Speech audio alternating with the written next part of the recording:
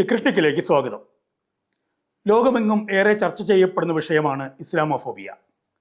പല രാഷ്ട്രങ്ങളും ഇസ്ലാമോഫോബിയ പ്രചരിപ്പിക്കുന്നത് കുറ്റകരമാക്കുന്ന നിയമം കൊണ്ടുവന്നു കഴിഞ്ഞിരിക്കുന്നു. ഇന്ത്യയിലാകട്ടെ സംഘപരിവാർ അധികാരത്തിലെത്താൻ ഉപയോഗിച്ച രാഷ്ട്രീയ ടൂളും മറ്റൊന്നായിരുന്നില്ല. രാഷ്ട്രീയ പ്രബുദ്ധമെന്ന് അഹങ്കരിക്കുന്ന കേരളമാകട്ടെ അടിമുടി ഇസ്ലാമോഫോബിക് സമൂഹമായി മാറിക്കഴിഞ്ഞിരിക്കുന്നു. ഈ സാഹചര്യത്തിൽ ഇസ്ലാമോഫോബിയ കുറ്റകരമാണെന്ന് പ്രഖ്യാപിക്കുന്ന നിയമം നടപ്പാക്കണമെന്നാവശ്യപ്പെടുന്നു വെൽഫെയർ പാർട്ടി സംസ്ഥാന ട്രഷററും സാമൂഹ്യ പ്രവർത്തകനുമായ സജിദ് ഖാലിദ്.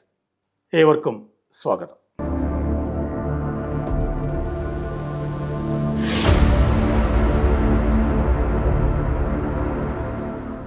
ഇസ്ലാമോഫോബിയ എന്നത് ഇന്ന് സാമൂഹ്യ മണ്ഡലത്തിൽ ഏറ്റവും കൂടുതൽ ഉപയോഗിക്കപ്പെടുന്ന പദങ്ങളിലൊന്നാണ്.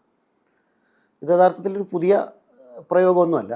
അതേസമയം 1910 ആണ് ഈ പ്രയോഗം ഔദ്യോഗികമായി അലൻ ക്വില്ലിയൻ എന്ന് പറയുന്ന ഒരു ഫ്രഞ്ച് സാമൂഹ്യശാസ്ത്രജ്ഞൻ അദ്ദേഹത്തിൻ്റെ ഒരു പ്രബന്ധത്തിൽ ഉപയോഗിച്ചത്. മുസ്ലിങ്ങൾക്ക് നേരെയുള്ള വിദ്വേഷപരമായിട്ടുള്ള ആക്രമണങ്ങൾ, ഇസ്ലാമിന് നേരെയുള്ള വെറുപ്പ്, മുസ്ലിങ്ങൾക്ക് നേരെയുള്ള ഭയം, ഇങ്ങനെയുള്ള കാര്യങ്ങളെ സൂചിപ്പിക്കാനാണ് ഇസ്ലാമോഫോബിയ എന്ന് പറയുന്ന പ്രയോഗമുണ്ടായത്. 1923 ഇതൊരു സാർവദേശീയ പദമായി പ്രയോഗിക്കപ്പെട്ടത്. പിന്നീട് എൻസൈക്ലോപീഡിയ ബ്രിട്ടാനിക്ക അടക്കം ഇത് എടുത്ത് ഇങ്ങനെയൊരു പദപ്രയോഗത്തെ ഔദ്യോഗികമായി തന്നെ പറയുകയുണ്ടായി. ഏതായാലും അത് ഒരു ദേശീയ തലത്തിൽ സാധാരണ ജനങ്ങളുടെ അടുത്തേക്കൊക്കെ വരുന്നത് ഏതാണ്ട് 90-കൾക്ക് ശേഷമാണ്. പ്രത്യേകിച്ച് സോവിയറ്റ് യൂണിയൻ്റെ പതനത്തിന് ശേഷം സാമ്രാജ്യത്വ ശക്തികളും അതിന് സാമ്രാജ്യത്വ ശക്തികളുടെ റൈവലായി ഇസ്ലാമിനെ അത് തങ്ങളുടെ എതിരാളിയായി പ്രതിഷ്ഠിച്ച ആ രാഷ്ട്രീയ സാഹചര്യത്തിലാണ് ആ കാലഘട്ടത്തിൽ ഇറങ്ങിയ സിനിമകളും ഒക്കെ പരിശോധിച്ചാൽ, പ്രത്യേകിച്ച് ഹോളിവുഡ് മൂവികളൊക്കെ പരിശോധിച്ചാൽ, ഒരു ഭാഗത്ത് അമേരിക്കൻ പിന്തുണയുള്ള അല്ലെങ്കിൽ US-ൻ്റെ പിന്തുണയുള്ള നാറ്റോ ശക്തികളുടെ പിന്തുണയുള്ള ഒരു വലിയ ഉദ്യോഗസ്ഥൻ, മറുഭാഗത്ത് ഒരു ഇസ്ലാമിക് ടെററിസ്റ്റ് എന്നിങ്ങനെ ഒരു ദ്വന്ദ്വം നമുക്ക് കാണാൻ കഴിയും. പക്ഷേ 2001 വേൾഡ് ട്രേഡ് സെൻറ്റർ ആക്രമണത്തിന് ശേഷം ഈ ഇസ്ലാമോഫോബിയ എന്നത് രാഷ്ട്രീയ കേന്ദ്രങ്ങളിൽ നിന്ന് സാധാരണ ജനങ്ങളിലേക്ക് എത്തുന്ന ഒരു കാഴ്ച കാണാൻ കഴിയും. 2001 ശേഷം വ്യാപകമായി മുസ്ലിങ്ങൾക്കെതിരെയുള്ള അകാരണമായിട്ടുള്ളൊരു ഭയം, പ്രത്യേകിച്ച് ആ സന്ദർഭത്തിൽ അമേരിക്കയിൽ സിഖുകാർക്കെതിരെ വരെ ആക്രമണം നടന്നു. സിഖുകാരുടെ തലപ്പാവ് കണ്ടിട്ട് അത് മുസ്ലിം ആണെന്ന് തെറ്റിദ്ധരിച്ച് ആക്രമണം നടന്ന സംഭവങ്ങൾ തന്നെ നിരവധി റിപ്പോർട്ട് ചെയ്യപ്പെടുകയുണ്ടായി. പിന്നീട് സിഖ് കമ്മ്യൂണിറ്റി തന്നെ അവരുടെ ചിത്രമൊക്കെ പ്രദർശിപ്പിച്ച് ഞങ്ങൾ സിഖ് കമ്മ്യൂണിറ്റിയാണ്, മുസ്ലിങ്ങളല്ല എന്ന് ക്യാമ്പയിൻ നടത്തുന്നതും ആ കാലഘട്ടത്തിൽ നമ്മളൊക്കെ കണ്ടതാണ്. ആ സന്ദർഭത്തിന് ശേഷമാണ് ആഗോളതലത്തിൽ ഇസ്ലാമോഫോബിയ എന്ന് പറയുന്നൊരു പ്രയോഗം സാർവത്രികമായി ഉണ്ടായത്. അപ്പോൾ മുസ്ലിങ്ങൾക്ക് നേരെയുള്ള അതിക്രമങ്ങളും അതിശക്തമായിട്ടുള്ള വ്യാജ പ്രചരണങ്ങളും വിദ്വേഷ പ്രചരണങ്ങളും ഒരു ഭാഗത്തുണ്ടായിട്ടുണ്ട്. പിന്നീട് നടന്ന മുല്ലപ്പൂ വിപ്ലവം എന്ന് പറയുന്നത് യഥാർത്ഥത്തിൽ ജനാധിപത്യത്തിന് വേണ്ടിയുള്ള സമരമായിരുന്നു. പ്രത്യേകിച്ച് ഏകാധിപത്യ രാഷ്ട്രങ്ങളിൽ, ഈജിപ്റ്റ് പോലെയുള്ള, ടുണീഷ്യ പോലെയുള്ള ഏകാധിപത്യ ഭരണകൂടങ്ങളുള്ള രാഷ്ട്രങ്ങളിൽ ജനാധിപത്യത്തിന് വേണ്ടി നടത്തിയിട്ടുള്ള സമരമായിരുന്നു മുല്ലപ്പൂ വിപ്ലവം. പക്ഷേ ആ മുല്ലപ്പൂ വിപ്ലവം അതൊരു രക്തരഹിത വിപ്ലവമായിരുന്നു, രക്തരൂഷിത വിപ്ലവമേ ആയിരുന്നില്ല മുല്ലപ്പൂ റവല്യൂഷൻ എന്ന് പറയുന്നത്. മുല്ലപ്പൂ റവല്യൂഷൻ്റെ അനന്തരഫലമായി ഈജിപ്തിൽ നിന്ന് തിരഞ്ഞെടുക്കപ്പെട്ട ഭരണകൂടത്തെ പിന്നീട് അട്ടിമറിക്കുന്നതും നമുക്ക് കാണാൻ കഴിയും. കാരണം ഈജിപ്തിൽ അധികാരത്തിൽ വന്നത് ഇസ്ലാമിസ്റ്റുകളായിരുന്നു. അവർ അധികാരത്തിൽ വന്നത് ജനാധിപത്യപരമായിട്ടായിരുന്നു. ഒരുപക്ഷെ ഒരു ഗവൺമെൻറ് എന്ന നിലയിൽ അതിനെ വിമർശിക്കാനും പ്രതിരോധിക്കാനുമൊക്കെ ജനാധിപത്യപരമായി തന്നെ പ്രതിരോധിക്കാനുള്ള അവസരങ്ങളുണ്ട്. പക്ഷേ അതേസമയം അതിനെ സൈനിക അട്ടിമറിയിലൂടെയാണ് ഈജിപ്തിലെ ഗവൺമെൻറ്റിനെ അട്ടിമറിച്ചത്. ടുണീഷ്യയിൽ പിന്നീട് വന്ന ജനാധിപത്യ ഭരണകൂടവും അട്ടിമറിക്കപ്പെടുകയും പിന്നീട് അവിടെ സംഘർഷാത്മകമായ അന്തരീക്ഷം രൂപപ്പെടുകയും ചെയ്തിട്ടുണ്ട്. അപ്പോൾ ആ നിലയ്ക്ക് മുസ്ലിങ്ങൾ ഒരു ഭാഗത്തുള്ള എല്ലാ മൂവ്മെൻറ്റുകളെയും ഒന്നുകിൽ അത് ആക്രമിക്കപ്പെടുന്നു, അതല്ലെങ്കിൽ ജനാധിപത്യപരമായി വരുന്ന മൂവ്മെൻറ്റുകളെ പോലും തടയപ്പെടുകയും ചെയ്യുന്നു എന്നത് ആഗോളതലത്തിൽ നമുക്ക് എപ്പോഴും കാണാൻ കഴിയും. വേൾഡ് ട്രേഡ് സെൻറ്റർ ആക്രമണത്തിന് ശേഷമാണ് അഫ്ഗാനിൻ്റെ ചരിത്രം വളരെ വിശാലമായ നീണ്ട ചരിത്രമാണ്. അഫ്ഗാനിലെ സോവിയറ്റ് അധിനിവേശം, ആ അധിനിവേശത്തിനെതിരെ ജനങ്ങൾ നടത്തിയ പ്രക്ഷോഭങ്ങളുണ്ട്. ഒരുപക്ഷെ അമേരിക്കയുടെ പിന്തുണയോടെ നടത്തപ്പെട്ട സമരങ്ങളും അവിടെയുണ്ട്. യഥാർത്ഥത്തിൽ ഒന്ന് പരിശോധിച്ച് കഴിഞ്ഞാൽ താലിബാൻ എന്ന് പറയുന്ന ഇപ്പോൾ അഫ്ഗാൻ ഭരിച്ചുകൊണ്ടിരിക്കുന്നവർ അധികാരത്തിൽ വന്നത് അമേരിക്കയുടെ പിന്തുണയോടെയാണ്. പിന്നീട് നമുക്ക് കാണാൻ കഴിയുന്നത് വേൾഡ് ട്രേഡ് സെൻറ്റർ ആക്രമണത്തിലെ താലിബാനാണ് ഉത്തരവാദികൾ എന്ന് പറഞ്ഞുകൊണ്ട് അമേരിക്ക താലിബാനെ ആക്രമിക്കുന്നതും അമേരിക്കൻ ഭരണം പിടിച്ചെടുക്കുന്നതുമാണ്. ഇപ്പോൾ നേരെ തിരിച്ച് വീണ്ടും താലിബാൻ അധികാരത്തിൽ വന്നിട്ടുണ്ട്. അതേസമയം താലിബാൻ്റെ ഭാഗത്തു നിന്നുള്ള നീക്കങ്ങളെ ലോകത്തെവിടെയും മുസ്ലിങ്ങൾക്കെതിരെയുള്ള നീക്കങ്ങളായി ചിത്രീകരിക്കും. കേരളത്തിൽ പോലും നമുക്കത് കാണാം. താലിബാൻ്റെ നടത്തുന്ന നീക്കങ്ങൾ, കേരളത്തിലൊരു മുസ്ലിം വിഭാഗവും താലിബാൻ്റെ ആശയം പിന്തുടരുന്നവരല്ല. താലിബാനുമായി ആശയപരമായി സമീകരണം സാധ്യമാകുന്ന ഒരു സംഘടന പോലും കേരളത്തിലില്ല. അങ്ങനെ എന്തെങ്കിലും തരത്തിൽ അവരുടെ വിശ്വാസപരമായ ആശയ ആകുന്നെങ്കിൽ അത് കാന്തപുരം AP വിഭാഗം മാത്രമാണ്. അവർ പോലും താലിബാൻ്റെ രാഷ്ട്രീയ സമീപനങ്ങളെ അംഗീകരിക്കുന്നവരല്ല. എന്നിട്ടും അത് ലോകത്തെന്ത് നടന്നാലും താലിബാനിസം എന്ന് വിളിക്കപ്പെടുന്നു. അത് നമുക്ക് എല്ലായിടത്തും കാണാൻ കഴിയുന്നൊരു കാര്യമാണ്. അതേപോലെ തന്നെ ഇറാഖ് അധിനിവേശം, സദ്ദാം ഹുസൈനെ ഒരു രാഷ്ട്രീയ സായുധ ശക്തിയാക്കി വളർത്തിയത് അമേരിക്കയാണ്. പിന്നീട് അമേരിക്കയുടെ രാഷ്ട്രീയ താല്പര്യത്തിന് വേണ്ടി സദ്ദാമിനെ കൊണ്ട് തന്നെ കുവൈറ്റ് ആക്രമിച്ചു. പിന്നീട് കുവൈറ്റിനെ രക്ഷിക്കാൻ വേണ്ടി അമേരിക്ക വരുന്നു. ഇങ്ങനെ ഇതെല്ലാം പൊളിറ്റിക്സുമായി കണക്റ്റഡാണ്. യഥാർത്ഥത്തിൽ മുസ്ലിങ്ങളുടെ വിശ്വാസപരമായ ഏതെങ്കിലും കാരണങ്ങളാലല്ല മുസ്ലിങ്ങളെ ഒരു ഭാഗത്ത് ചിത്രീകരിക്കുന്നത്. രാഷ്ട്രീയമായി കണക്റ്റഡാണ്, പൊളിറ്റിക്സുമായി കണക്റ്റഡാണ്. അങ്ങനെയാണ് ഇസ്ലാമോഫോബിയ രൂപപ്പെടുന്നത്.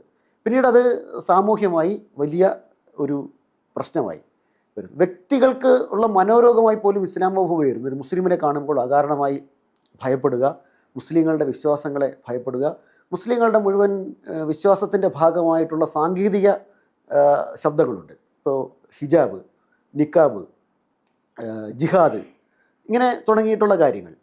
അതിൽ ഏറ്റവും തെറ്റിദ്ധരിക്കപ്പെടുന്നത് ജിഹാദ് എന്ന ഒരു പദത്തെക്കുറിച്ചിട്ടാണ്.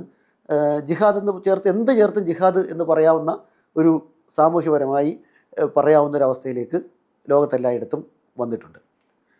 എന്തായാലും ഇപ്പോൾ അന്താരാഷ്ട്ര സമൂഹം തന്നെ ഇസ്ലാമോഫോബിയക്കെതിരെ ശക്തമായ നിലപാടുകൾ സ്വീകരിക്കണമെന്ന അഭിപ്രായമുള്ള വലിയൊരു വിഭാഗം ആളുകൾ രൂപപ്പെട്ടിട്ടുണ്ട് എന്നതാണ്. ഐക്യരാഷ്ട്രസഭ 2022 മുതൽ ഇസ്ലാമോഫോബിയ വിരുദ്ധ ദിനമായി മാർച്ച് 15 ആചരിക്കുന്നുണ്ട്. അതിന് കാരണം 2021 ന്യൂസിലൻഡിലെ ക്രൈസ്റ്റ് ചർച്ചിൽ ഒരു ചെറുപ്പക്കാരൻ 50ലധികം വിശ്വാസികളെ ഒരു പള്ളിയിൽ കയറി വെടിവെച്ചിട്ടതാണ്. ഈ വാർത്ത വന്നപ്പോൾ, ക്രൈസ്റ്റ് ചർച്ചിൽ ആക്രമണം എന്ന വാർത്ത വന്നപ്പോൾ ക്രിസ്ത്യൻ ആരാധനാലയത്തിൽ മുസ്ലിങ്ങൾ ആക്രമണം നടത്തിയെന്നാണ് ആദ്യ ഘട്ടത്തിൽ പ്രചരിച്ചത് എന്നതാണ്. ക്രൈസ്റ്റ് ചർച്ച് എന്ന് പറയുന്ന ഒരു സ്ഥലത്തിൻ്റെ പേരാണ്. ക്രൈസ്റ്റ് ചർച്ചിൽ ഒരു മുസ്ലിം പള്ളിയിലാണ് ഒരു ചെറുപ്പക്കാരൻ ആക്രമണം നടത്തിയത്. അപ്പോൾ അതിനുശേഷമാണ് അതിൻ്റെ ഒന്നാം വാർഷികത്തിലാണ് ഐക്യരാഷ്ട്രസഭ ഇനി മുതൽ അതിൻ്റെ നടന്ന മാർച്ച് 15 എന്ന് പറയുന്നത് അന്താരാഷ്ട്ര ഇസ്ലാമോഫോബിയ വിരുദ്ധ ദിനമായി ആചരിക്കാൻ തീരുമാനിച്ചത്. എന്ന് മാത്രമല്ല, ലോകത്ത് പല രാജ്യങ്ങളിലും, കാനഡ അടക്കമുള്ള രാജ്യങ്ങളിൽ ഇസ്ലാമോഫോബിയ വിരുദ്ധ നിയമങ്ങളുണ്ട്. ഇപ്പോൾ ഇന്ത്യയിലെ പട്ടികജാതി പട്ടികവർഗങ്ങൾക്കെതിരെയുള്ള അതിക്രമങ്ങൾ തടയൽ നിയമമുണ്ട്. സമാനമായി ലോകത്ത് പല രാജ്യങ്ങളിലും ഇസ്ലാമോഫോബിയ വിരുദ്ധ നിയമങ്ങളും പാസ്സാക്കപ്പെട്ടിട്ടുണ്ട്. അതേസമയം ഇസ്ലാമോഫോബിയ ഒരു ഔദ്യോഗിക സ്വഭാവമായി കൊണ്ടു നടക്കുന്ന രാജ്യങ്ങളും ലോകത്തുണ്ട് എന്ന് കാണാൻ കഴിയും. അങ്ങനെ ഒരു സാമൂഹിക സാഹചര്യമാണ് ലോകത്തെമ്പാടും ഉള്ളത്.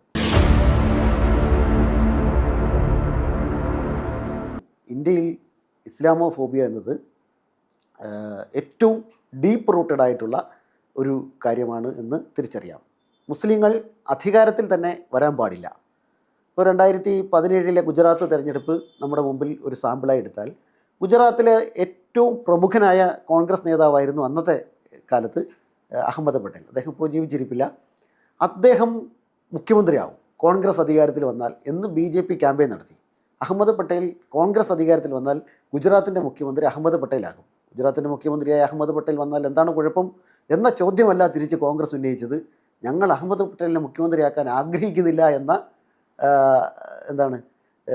പ്രതിരോധാത്മകമായ നിലപാടാണ് എടുത്തത്. അതിൻ്റെ കാരണം, അഹമ്മദ് പട്ടേൽ മുഖ്യമന്ത്രിയാകുമെന്ന് പറഞ്ഞാൽ അവിടെയുള്ള ബഹുജന സാമാന്യത്തിൻ്റെ വോട്ട് കിട്ടില്ല എന്ന ഭയം കോൺഗ്രസ്സിനുണ്ട് എന്നതാണ്. ഒരു മുസ്ലിമിനെ ഉയർത്തിക്കാട്ടിയാൽ രാജ്യത്ത് ഇപ്പോൾ നമ്മുടെ തെരഞ്ഞെടുപ്പിൽ സ്ഥാനാർത്ഥി ലിസ്റ്റുകൾ പരിശോധിച്ചാൽ മുസ്ലിങ്ങൾക്ക് സ്ഥാനാർത്ഥികളുടെ പരിഗണന നൽകാതിരിക്കുക. ഇപ്പോൾ ഇന്ത്യൻ നാഷണൽ കോൺഗ്രസിൻ്റെ ഏറ്റവും വലിയൊരു ശക്തി മുസ്ലിങ്ങളായിരുന്നു എന്നത് ചരിത്രത്തിൻ്റെ തന്നെ ഭാഗമാണ്. ഇന്ത്യൻ നാഷണൽ കോൺഗ്രസ് മുസ്ലിങ്ങളും തമ്മിലുള്ള ബന്ധം വളരെ വലുതാണ്. ഇന്ത്യയിലെ എല്ലാ ജനസാമാന്യവുമായും കോൺഗ്രസ്സിന് ബന്ധമുണ്ടായതുപോലെ മുസ്ലിങ്ങളുമായും ബന്ധമുണ്ട്. ഇന്ത്യ വിഭജനത്തെ ശക്തമായി എതിർത്തിരുന്ന അബുൽ കലാം ആസാദിനെ പോലെയുള്ള ആളുകൾ, അദ്ദേഹം AICC പ്രസിഡൻ്റായിരുന്നു. അതുപോലെയുള്ള നിരവധി വ്യക്തിത്വങ്ങൾ ഉണ്ട്. പക്ഷേ നമ്മൾ പരിശോധിച്ച് കഴിഞ്ഞാൽ ഇന്ത്യയിൽ മുസ്ലിങ്ങളെ അധികാരത്തിലേക്ക് കൊണ്ടുവരുന്നതിൽ, റെപ്രസെൻറ്റേഷനിൽ പങ്കാളിത്തം വഹിക്കുന്നതിൽ ഇതൊക്കെ മുസ്ലിങ്ങളെ തഴയുന്ന ഒരു കാഴ്ചയാണ് നമുക്ക് ഈ ലോകത്ത് കാണാൻ കഴിയുന്നത്. അപ്പോൾ ഇന്ത്യയിൽ കാശ്മീർ ഒഴികെയുള്ള ഇന്ത്യൻ സംസ്ഥാനങ്ങളിൽ ഒരു മുസ്ലിം മുഖ്യമന്ത്രി വന്നത് എത്ര കാലം മുമ്പാണ്? 1980കളിൽ മഹാരാഷ്ട്രയിൽ അബ്ദുറഹ്മാൻ ആന്തുലെ വന്നതിന് ശേഷം ഇന്ത്യയിൽ ഒരു സ്ഥലത്തും ഒരു മുസ്ലിം മുഖ്യമന്ത്രി കാശ്മീർ അല്ലാതെ മറ്റൊരു സ്ഥലത്ത് ഉണ്ടായിട്ടില്ല എന്നത് ഇന്ത്യയിലെ ഒരു 15% വരുന്നൊരു ജനവിഭാഗത്തെ എങ്ങനെയാണ് രാഷ്ട്രീയമായി തിരസ്കരിക്കുന്നത് എന്നതിൻ്റെ വലിയ ഉദാഹരണമാണ്. മാത്രമല്ല, നമ്മൾ സംസ്ഥാനങ്ങളിലെ മന്ത്രിസഭകൾ പരിശോധിച്ച് നോക്കുക. ഇപ്പോൾ ഇന്ത്യയിലെ 28 സ്റ്റേറ്റുകൾ നമ്മൾ പരിശോധിച്ച് കഴിഞ്ഞാൽ, കാശ്മീർ മാറ്റി നിർത്തിയാൽ ബാക്കിയുള്ള ഒരു സ്റ്റേറ്റിലും ഉണ്ടെങ്കിൽ ഒരു മന്ത്രി എന്നതാണ്. അതിൽ ഒരു അപവാദം പറയാൻ കഴിയുന്നത് ബംഗാളാണ്. വെസ്റ്റ് ബംഗാളിൽ മാത്രമാണ് ഏതാണ്ട് ജനസംഖ്യയ്ക്ക് ആനുപാതികമായി മുസ്ലിങ്ങൾ മന്ത്രിസഭയിലുള്ള ഏക സംസ്ഥാനം. ബീഹാറിൽ RJD മന്ത്രിസഭ ഉണ്ടായിരുന്ന കാലത്തും അതുണ്ടായിരുന്നു. അതല്ലാതെ മാറ്റി നിർത്തിക്കഴിഞ്ഞാൽ മുസ്ലിങ്ങൾ പേരിന് മാത്രമാണ്. ഇപ്പോൾ 19 സ്റ്റേറ്റുകളിൽ മുസ്ലിങ്ങൾ ക്യാബിനറ്റ് റാങ്കിൽ മുസ്ലിങ്ങൾ ഇല്ല എന്നത് അതിപ്രധാനമാണ്. അതിൽ കോൺഗ്രസ് ഭരിക്കുന്ന സംസ്ഥാനങ്ങളുണ്ട്, BJP ഭരിക്കുന്ന സംസ്ഥാനങ്ങളുണ്ട്, മറ്റ് കക്ഷികൾ ഭരിക്കുന്ന സംസ്ഥാനങ്ങളുമുണ്ട്. 19 സ്റ്റേറ്റുകളിൽ ക്യാബിനറ്റ് റാങ്കിൽ ഇന്ത്യയിൽ മുസ്ലിങ്ങളില്ല എന്ന് പറഞ്ഞാൽ അത് മുസ്ലിങ്ങളെ അധികാരത്തിൽ നിന്ന് തിരസ്കരിക്കുന്നു എന്നതാണ്. എന്താണ് ഇതിൻ്റെയൊക്കെ അടിസ്ഥാന കാരണം? ഇപ്പോൾ ഇന്ത്യ വിഭജനത്തെയാണ് പല ആളുകളും പറയുന്നത്, അവർ മുസ്ലിങ്ങൾ അവരുടെ വീതം വെച്ച് പോയി. അതേസമയം നമ്മൾ പരിശോധിച്ചാൽ ഇന്ത്യ വിഭജനത്തെ തന്നെ എതിർക്കാനും ഇന്ത്യയിൽ തന്നെ, ഇന്ത്യൻ യൂണിയനിൽ തന്നെ ഉറച്ചു നിൽക്കാനും വലിയ വിഭാഗം മുസ്ലിങ്ങൾ ഉയർന്നു വന്നിട്ടുണ്ട് എന്നതാണ്. നമ്മുടെ രാജ്യത്ത് കഴിഞ്ഞ തെരഞ്ഞെടുപ്പിൽ എന്തായിരുന്നു BJP പ്രചരണം നടത്തിയത്? BJPയുടെ ഏറ്റവും പ്രധാനപ്പെട്ടൊരു പ്രചരണം, ഇന്ത്യ മുന്നണി അധികാരത്തിൽ വന്നാൽ മുസ്ലിങ്ങൾ എല്ലാം കൊണ്ടുപോകും, മുസ്ലിങ്ങൾക്ക് ഞങ്ങൾ ജീവിച്ചിരിക്കുന്നിടത്തോളം കാലം മുസ്ലിങ്ങൾക്ക് റിസർവേഷൻ ലഭിക്കില്ല എന്ന് മോഡി പ്രഖ്യാപിച്ചിട്ടുണ്ട്. പ്രതിജ്ഞ എടുക്കുന്നത് പോലെ പ്രഖ്യാപിച്ചിട്ടുണ്ട്. ഇവിടുത്തെ കെട്ടുതാലി, നിങ്ങളുടെ ഓരോരുത്തരുടെയും കെട്ടുതാലി പണയം മുസ്ലിങ്ങൾ കൊണ്ടുപോകും. എന്തിനാണ് മോഡി അത് പറഞ്ഞത്? ഈ പാശ്ചാത്യ രാജ്യങ്ങളിലുള്ളതുപോലെ വെൽത്ത് ടാക്സ് ഏർപ്പെടുത്താൻ കോൺഗ്രസ് വന്നാൽ അതിന് വേണ്ടിയുള്ള മണ്ണൊരുക്കണമെന്ന് ഓവർസീസ് കോൺഗ്രസ് നേതാവ് സാം പിത്രോഡ പറഞ്ഞു എന്നതാണ് അതിന് കാരണം. ആ സാം പിത്രോഡയെ പോലും കോൺഗ്രസ് തള്ളി. അത് അയാളത് ഒരു സാമ്പത്തികമായ നിർദ്ദേശം വെച്ചാണ്. അത് രാജ്യത്ത് പ്രായോഗികമാണോ അല്ലയോ എന്നുള്ളത് വേറെ ചർച്ച ചെയ്യേണ്ട കാര്യമാണ്. അതേസമയം അതിനെ ഓവർസീസ് കോൺഗ്രസ് നേതാവ് പറഞ്ഞ വെൽത്ത് ടാക്സിനെ, ഫാമിലി വെൽത്ത് ടാക്സിനെ കുറിച്ച്, ലോകത്തുള്ള പല രാജ്യങ്ങളിലുമുള്ള ഫാമിലി വെൽത്ത് ടാക്സിനെ കുറിച്ച് പറഞ്ഞപ്പോൾ അതും മുസ്ലിങ്ങളുടെ തലയിൽ കിട്ടിയിട്ട് അത് മുസ്ലിങ്ങൾക്ക് കൊടുക്കാൻ വേണ്ടിയിട്ടാണ്, ഇവിടുത്തെ ഹിന്ദു തറവാടുകളിലെ സ്വത്ത് പിടിച്ചെടുത്ത് മുസ്ലിങ്ങൾക്ക് കൊടുക്കാൻ വേണ്ടിയിട്ടാണ് എന്ന തരത്തിലേക്ക് ഇന്ത്യൻ പ്രധാനമന്ത്രിയായ നരേന്ദ്രമോദിയാണ് ഇത് പ്രചരിപ്പിക്കുന്നത്. എന്ന് മാത്രമല്ല, ആ ആദിവാസികളുടെ സംവരണം എടുത്ത് മുസ്ലിങ്ങൾക്ക് കൊടുക്കും, ദളിതരുടെ സംവരണം എടുത്ത് മുസ്ലിങ്ങൾക്ക് കൊടുക്കും. ഇങ്ങനെയൊക്കെ ഒരു പ്രധാനമന്ത്രി തന്നെ പറയുകയാണ്. ഇങ്ങനെ പറയാനുള്ള അന്തരീക്ഷം ഈ രാജ്യത്ത് ഉണ്ടാകുന്നത്, മുസ്ലിങ്ങൾ എന്ന് പറയുന്നത് ഇവിടെ ഈ രാജ്യത്തെ പിടിച്ചെടുക്കാനും ഈ രാജ്യത്ത് മറ്റെന്തോ ഒരു സ്റ്റേറ്റാക്കി മാറ്റാനും ഒരു മതരാഷ്ട്രമാക്കി മാറ്റാനും മുസ്ലിങ്ങൾ തയ്യാറെടുക്കുന്നു, അതിനുവേണ്ടി മുന്നോട്ട് വരുന്നു എന്ന ഒരു ഭയം ജനങ്ങളെ ജനിപ്പിക്കുന്നു. ഇന്ത്യയിൽ ആർക്കും ഒരു മുസ്ലിം എന്ന പേര് മതി വഴിയിൽ ഒന്ന് മോബ് ലിഞ്ചിങ്ങിന് വിധേയമാണ്, ആൾക്കൂട്ട കൊലയ്ക്ക് വിധേയമാകാൻ. ഈ ആൾക്കൂട്ട കൊല എന്നാണ് മുസ്ലിം കൊലകളെ പറയുന്നത്. ആൾക്കൂട്ട കൊലയൊന്നുമല്ല, അത് വളരെ ആസൂത്രിതമാണ് എന്ന് നമുക്ക് കാണാൻ കഴിയാം. ഇപ്പോൾ UP-യിൽ 2016 കൊല ചെയ്യപ്പെട്ടയാളാണ് അഖ്ലാഖ്. അദ്ദേഹം ഒരു സൈനികൻ്റെ പിതാവാണ്. അദ്ദേഹത്തെ കൊന്നത് വീട്ടിൽ ബീഫ് വെച്ചിട്ടുണ്ട് എന്ന ഒരു പ്രചരണത്തിൻ്റെ അടിസ്ഥാനത്തിലാണ്. അദ്ദേഹത്തെ തല്ലിക്കൊന്നു. അതിനുശേഷം എന്താണ് അധികാരികൾ ചെയ്തത്? അവർ ചെയ്തത് അവിടെയുള്ള ഇറച്ചി, അദ്ദേഹത്തിൻ്റെ ഫ്രിഡ്ജിലുള്ള ഇറച്ചി എടുത്ത് മട്ടനാണോ ബീഫാണോ എന്ന് പരിശോധനയ്ക്ക് അയക്കുകയാണ് ചെയ്തത്. അതായത് വീട്ടിൽ ബീഫ് വെച്ചാൽ അയാൾ തല്ലിക്കൊല്ലപ്പെടേണ്ട ആളാണ്, ഇനി മട്ടനാണ് വെച്ചതെങ്കിൽ അബദ്ധത്തിൽ കൊല ചെയ്യപ്പെട്ടിട്ടുള്ള ആളാണ് എന്ന തരത്തിലാണ്. രണ്ടായാലും അയാൾ കൊല ചെയ്യപ്പെടേണ്ട ആളാണ് എന്നതിൽ തർക്കമില്ല. എന്തുകൊണ്ടാണ് ഈ കന്നുകാലികളെ കച്ചവടം നടത്തുന്ന മുസ്ലിങ്ങൾ ഇന്ന് ആ കച്ചവടത്തിൽ നിന്ന് പിന്മാറിക്കൊണ്ടിരിക്കുകയാണ് ഉത്തരേന്ത്യയിലേക്ക്? അതിൻ്റെ കാരണം പശുവിനെ വിറ്റാൽ, പശുവിനെ വാങ്ങിയാൽ ഒക്കെ കുഴപ്പമാണ്. മുസ്ലിങ്ങൾ ആ മാംസ കച്ചവടവുമായോ അല്ലെങ്കിൽ പശുവുമായി ബന്ധപ്പെട്ടിട്ടുള്ള കാർഷിക ഇടപാടുകളിലോ ഉണ്ടാകാൻ പാടില്ല എന്ന തരത്തിലേക്ക് അതിനെ മുസ്ലിം കമ്മ്യൂണിറ്റിയെ എക്സ്ക്ലൂഡ് ചെയ്യുകയാണ്. പലയിടത്തും ഉപജീവന മാർഗം തന്നെ തടയപ്പെടുന്ന രീതിയിൽ മുസ്ലിങ്ങളെ ഈ പശുവിൻ്റെ പേരിൽ, ബീഫിൻ്റെ പേരിൽ മുസ്ലിങ്ങളെ പുറന്തള്ളുന്ന ഒരു കാഴ്ച ഉത്തരേന്ത്യയിൽ എല്ലായിടത്തും കാണാൻ കഴിയും. അതിൽ കോൺഗ്രസ് ഭരിക്കുന്ന സംസ്ഥാനങ്ങൾ, BJP ഭരിക്കുന്ന സംസ്ഥാനങ്ങൾ എന്ന് പറയുന്ന ഒരു വ്യത്യാസം തന്നെ ഇല്ലാത്തവണ്ണം ഭരണകൂടം കാത്തു നിൽക്കുകയാണ്. സമരങ്ങൾ നടത്തുന്നവർ, പ്രതിഷേധ സമരങ്ങൾ നടത്തുന്നവർ, അവരുടെ വീട് ഇടിച്ചു തകർക്കുക, ഈ പൗരത്വ പ്രക്ഷോഭം, അത് ഇന്ത്യൻ കോൺസ്റ്റിറ്റ്യൂഷനുമായി ബന്ധപ്പെട്ടിട്ടുള്ള ഒരു പ്രശ്നമാണ്. CAA പ്രക്ഷോഭം എന്ന് പറയുന്നത് ഇന്ത്യൻ പൗരത്വത്തിന് ജാതിയും മതവും പാടില്ല എന്നതാണ് ഇന്ത്യയുടെ ഒരു അടിസ്ഥാന തത്വം, പൗരത്വത്തിൻ്റെ അടിസ്ഥാന തത്വം എന്ന് പറയുന്നത്. അതേസമയം CAA വന്നത് ഒരു മതത്തെ എക്സ്ക്ലൂഡ് ചെയ്യുക എന്നതാണ്. ആ മതത്തെ എക്സ്ക്ലൂഡ് ചെയ്യാൻ എന്ന് മാത്രമല്ല, ഗവൺമെൻറ്റിന് വലിയ ദീർഘകാല പദ്ധതിയുണ്ട്. ആ CAA നിയമം മാത്രമല്ല, CAAക്ക് അനുബന്ധമായി ഉണ്ടാകുന്ന NRC, ആ NRC വഴി അമിത്ഷാ തന്നെ ഇന്ത്യൻ ആഭ്യന്തര മന്ത്രി തന്നെ ഇതിൻ്റെ ക്രോണോളജി വ്യക്തമാക്കിയാണ്. ആദ്യം നമ്മൾ CAA കൊണ്ടുവരും, അത് കഴിഞ്ഞ് NRC കൊണ്ടുവരും. ആ NRCയിലൂടെ ഇന്ത്യയിലെ നുഴഞ്ഞുകയറ്റക്കാർ, ഗുസ്ബേട്ടികൾ എന്നാണ് അദ്ദേഹം പ്രയോഗിച്ചത്, ഗുസ്ബേട്ടികൾ, നുഴഞ്ഞുകയറ്റക്കാർ, ആ നുഴഞ്ഞുകയറ്റക്കാരെല്ലാം പുറന്തള്ളും എന്നതാണ്. ഈ നുഴഞ്ഞുകയറ്റക്കാരാരാണ്? പൗരത്വം തെളിയിക്കാൻ കഴിയാത്ത മുസ്ലിങ്ങളാണ് നുഴഞ്ഞുകയറ്റക്കാർ. ഇനി മറ്റൊരാൾക്ക്, മുസ്ലിം അല്ലാത്ത ഒരാൾക്ക് പൗരത്വം തെളിയിക്കാൻ കഴിയാതിരുന്നാലോ അദ്ദേഹത്തിന് പൗരത്വം അപേക്ഷിക്കാനുള്ള വകുപ്പാണ് CAA. അപ്പോൾ ഇങ്ങനെയാണ് അതിൻ്റെ ഒരു ക്രോണോളജി എന്ന് അമിത്ഷാ തന്നെ പറഞ്ഞിട്ടുണ്ട്. അപ്പോൾ അങ്ങനെ ഒരു നിയമം, ഇന്ത്യയുടെ കോൺസ്റ്റിറ്റ്യൂഷന് വിരുദ്ധമായിട്ടുള്ള നിയമം, ഇന്ത്യയുടെ ബഹുസ്വരതയ്ക്ക് വിരുദ്ധമായിട്ടുള്ള നിയമം, ഇന്ത്യയുടെ അടിസ്ഥാന സങ്കല്പങ്ങൾക്ക് വിരുദ്ധമായിട്ടുള്ളൊരു നിയമം, ആ നിയമത്തിനെതിരെ നടന്നിട്ടുള്ള പ്രക്ഷോഭമുണ്ട്. ആ പ്രക്ഷോഭത്തിൽ പങ്കെടുത്ത ആളുകളെ എല്ലാം വാണ്ടഡ് ലിസ്റ്റിൽ ഉൾപ്പെടുത്തുക, അവരുടെ ഭവനങ്ങൾ തകർക്കുക തുടങ്ങിയ പരിപാടിയാണ് ഇന്ത്യയിലെ ബുൾഡോസർ രാജിൻ്റെ തുടക്കം. അതിനുശേഷം മുസ്ലിങ്ങൾ പങ്കെടുക്കുന്ന ഏത് സാമൂഹ്യ പ്രക്രിയയും ഒരു സാമൂഹ്യ പ്രതിഷേധത്തെയും നേരിടാൻ വേണ്ടി ഉത്തർപ്രദേശും മധ്യപ്രദേശും രാജസ്ഥാനും അടക്കമുള്ള, ഹരിയാന അടക്കമുള്ള സർക്കാരുകൾ ബുൾഡോസർ പ്രയോഗിക്കുകയാണ്. മുസ്ലിങ്ങളുടെ വീട് ബുൾഡോസ് ചെയ്യപ്പെടുക എന്നാണ്.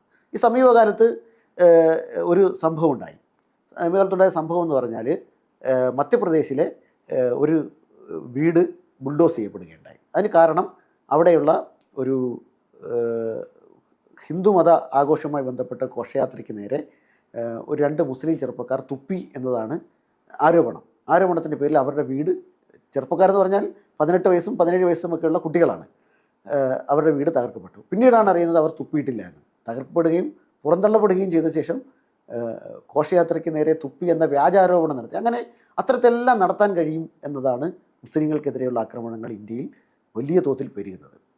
നമ്മൾ ഇന്ത്യ രാജ്യത്ത് ഏറ്റവും പ്രധാനപ്പെട്ട ഇസ്ലാമോഫോബിയ എന്നതിനെ ഏറ്റവും ശക്തിയായി വളർത്താൻ ഉപയോഗിക്കപ്പെട്ട ടൂള് ബാബറി മസ്ജിദാണ്. അതിൽ സംശയമൊന്നുമില്ല.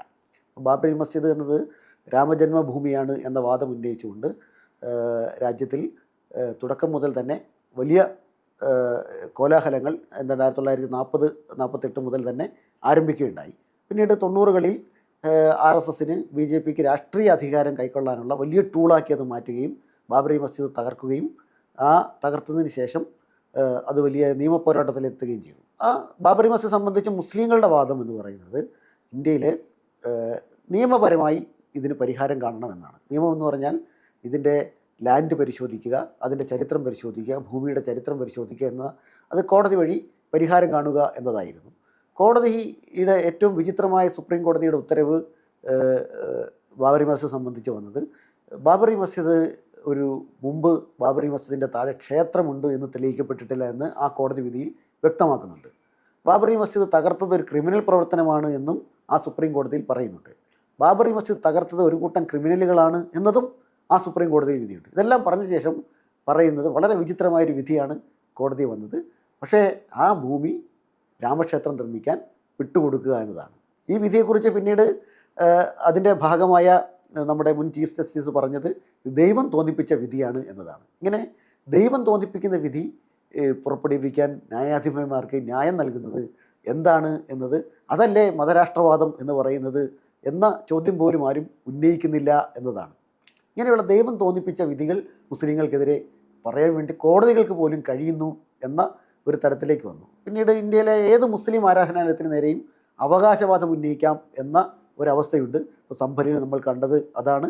അവിടെ മുസ്ലിങ്ങൾക്കെതിരെ വെടിവെയ്പ്പ് നടത്തുകയും കൂട്ടക്കൊല നടത്തുകയും ചെയ്തിട്ടുണ്ട്. വാരണാസിയിലെ മസ്ജിദ് സംബന്ധിച്ച്, അതുപോലെ തന്നെ മധുരയിലെ മസ്ജിദ് സംബന്ധിച്ചൊക്കെ സമാനമായി വാദങ്ങൾ ഉന്നയിക്കുന്നു എന്നത് മുസ്ലിങ്ങളുടെ ആരാധനാലയങ്ങൾ, മുസ്ലിങ്ങളുടെ രാഷ്ട്രീയ അധികാരം, അതുപോലെ തന്നെ മുസ്ലിം സ്ത്രീകളെ സംബന്ധിച്ച് അവരുടെ പ്രശ്നങ്ങൾ സംബന്ധിച്ച് ഒക്കെ വിദ്യാഭ്യാസം തന്നെ മുസ്ലിം സ്ത്രീകൾക്ക് തടയുന്ന തരത്തിലേക്ക് ഹിജാബ് വിവാദമുണ്ടാകുന്നു. ഹിജാബ് ധരിച്ച് സ്കൂളിലേക്ക് വരാൻ പാടില്ല എന്ന നിയമങ്ങൾ ഉണ്ടാക്കുന്നു. ഇതെല്ലാം നമ്മുടെ രാജ്യത്ത് നടന്നുകൊണ്ടിരിക്കുകയാണ്. ഒരു കമ്മ്യൂണിറ്റിയെ, അവരുടെ വിശ്വാസത്തെ, അവരുടെ സാംസ്കാരിക ചിഹ്നങ്ങളെ, അവരുടെ രാഷ്ട്രീയ പങ്കാളിത്തത്തെ, അവരുടെ ഉദ്യോഗങ്ങളിലെ അധികാരത്തെ, അവരുടെ ജീവനും സ്വത്തിനും ഒക്കെ വിഘാതം നേരുന്ന തരത്തിലേക്ക് വ്യാപകമായ വിദ്വേഷ പ്രചരണങ്ങൾ ഭരണകൂടത്തിൻ്റെ ഭാഗത്തു നിന്ന്, ഭരണകൂടത്തെ നയിക്കുന്ന ഉത്തരവാദിത്തപ്പെട്ടവരുടെ സ്ഥാനത്ത് നിന്ന്, രാഷ്ട്രീയ പാർട്ടികളുടെ സ്ഥാനത്ത് നിന്ന് ഉണ്ടാകുന്നു എന്നതാണ്. അത് ഇന്ത്യയിൽ RSS ആണ് തുടക്കമിട്ടത് എന്ന് പറയാമെങ്കിലും RSS മാത്രമല്ല, ഇന്ത്യയിലുള്ള മതേതര പാർട്ടികൾ എന്ന് വിളിക്കപ്പെടുന്ന ആളുകൾ, കോൺഗ്രസ് അടക്കമുള്ള പാർട്ടികൾക്കൊക്കെ ഇതിനകത്ത് വലിയ പങ്ക് ഉണ്ട് എന്നത് സത്യമാണ്.